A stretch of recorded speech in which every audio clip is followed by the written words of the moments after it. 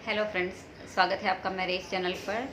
और आज मैं बात करने वाली हूँ आपके साथ चक्रा बैलेंसिंग क्या होता है, क्लेंजिंग क्या होता है और चक्रा एक्टिवेशन क्या होता है। ये तीनों ही चीज़ें बहुत ही डिफरेंट है, बहुत ही अलग मेथड होता है।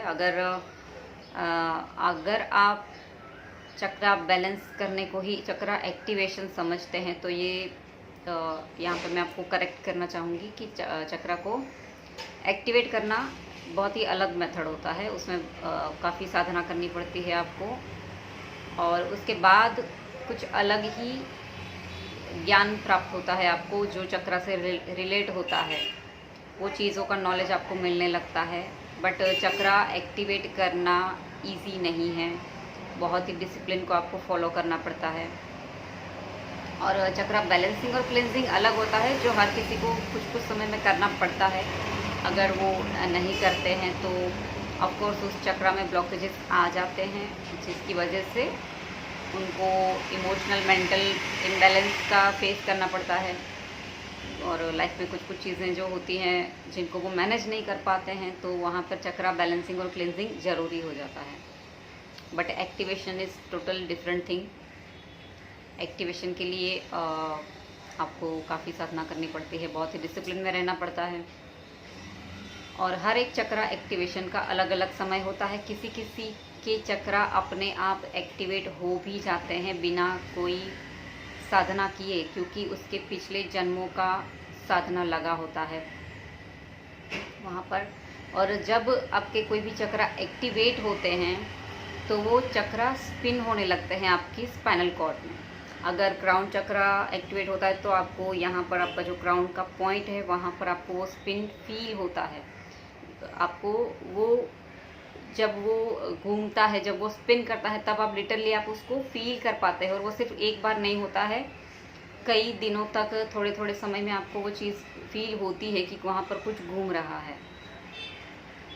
और जब आप बहुत ही शांत बैठते हैं तो कभी कभी आपको उसकी स्पिन रोटेशन की आवाज़ तक सुनाई देती है। आप बहुत ही अच्छे से फील कर पाते हो। इवन आपका जब हार्ट चक्रा ओपन होता है तभी भी स्पाइनल कॉर्ड में बैक में आपको वो स्पिन रोटेशन फील होता है। स्पेशली जब हार्ट चक्रा ओपन होता है तो आपको काफ़ी सारे ऐसे सिम्टम्स भी मिलते हैं। एनिमल्स आपके बहुत करीब आने लगते हैं, क्योंकि एनिमल्स, प्रकृति, पेड़ पौधे, पंछी, वो सब जिसका हार्ट चक्रा ओपन होता है उसके तरफ ज़्यादा अट्रैक्ट होने लगते हैं।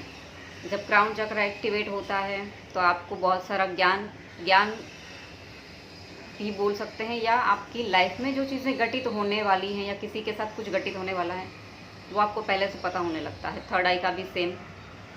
बहुत सारे ऐसे आयाम हैं जो आप देख सकते हो, जो आप जान सकते हो, किसी की मन की बातें बिना बोले, सामने वाले पर्सन ने अगर बोला भी नहीं है तो भी आप जान सकते हैं। मतलब काफ़ी सारी चीज़ें आप अपने आप को सेंस करने लगते हैं जब चक्रा एक्टिवेट होने लगते हैं। तो हर एक चक्रा का अलग अलग पॉइंट होता है, अलग अलग उसके फ़ायदे होते हैं कि कौन से चक्रा एक्टिवेट होने पर क्या क्या आपको ज्ञान मिलता है, या क्या क्या आपको विजडम मिलता है, या बोलते हैं ना कि जो गॉड गिफ्ट देते हैं वो गिफ्ट आपको प्राप्त होता है। तो हर एक चक्रा का अलग अलग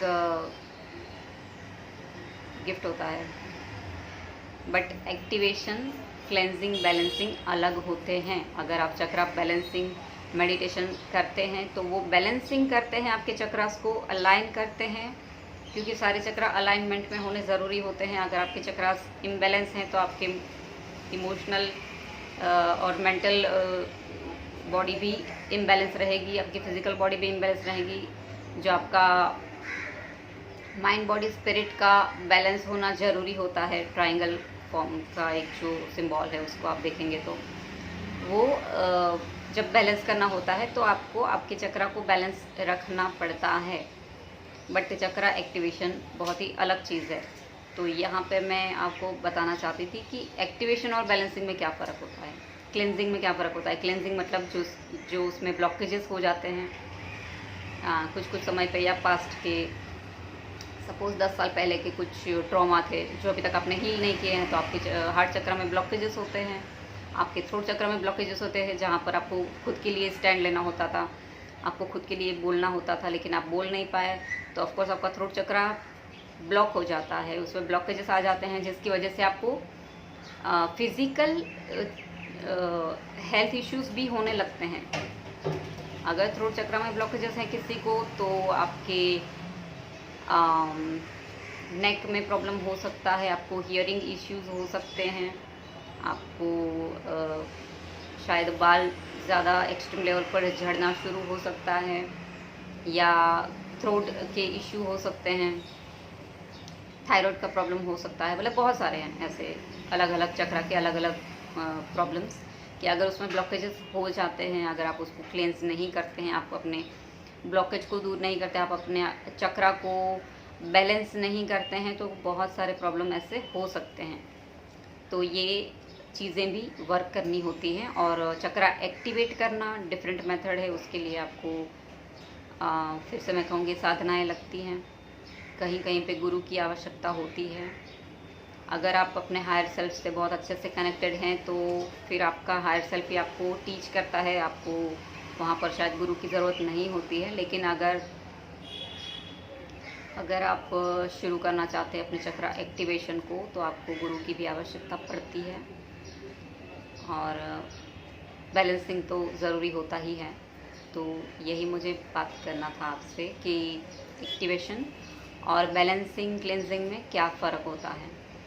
नेक्स्ट वीडियो में बनाने वाली हूँ स्वाधिष्ठान चक्र के ऊपर, क्योंकि एक्चुअली मैंने चक्र का सीरीज़ स्टार्ट किया था काफ़ी टाइम पहले, मूलाधार चक्र के बारे में मैंने बताया है काफ़ी कुछ डिटेल में, तो वो अभी मैं कंटिन्यू करने वाली हूँ कि सारे चक्रास के ऊपर मैं एक अलग अलग वीडियो बनाने वाली हूँ कि कौन से चक्र में क्या ब्लॉकेजेस होते हैं, तो क्या प्रॉब्लम होता है, आप जब उसको एक्टिवेट करते हैं तो आपको क्या क्या फ़ायदे होते हैं।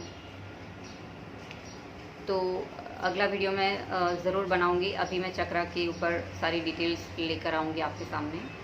तो अगर आपको ये इन्फॉर्मेशन अच्छी लगी है, आपको मेरा ये वीडियो अच्छा लगा है, तो मेरे वीडियो को ज़रूर लाइक कीजिएगा, चैनल को सब्सक्राइब करना मत भूलना, ताकि आपको अगला वीडियो का नोटिफिकेशन मिल सके। थैंक यू सो मच मुझे सुनने के लिए। मिलती हूँ मैं आपको मेरे अगले वीडियो में, तब तक के लिए ओम नमः शिवाय।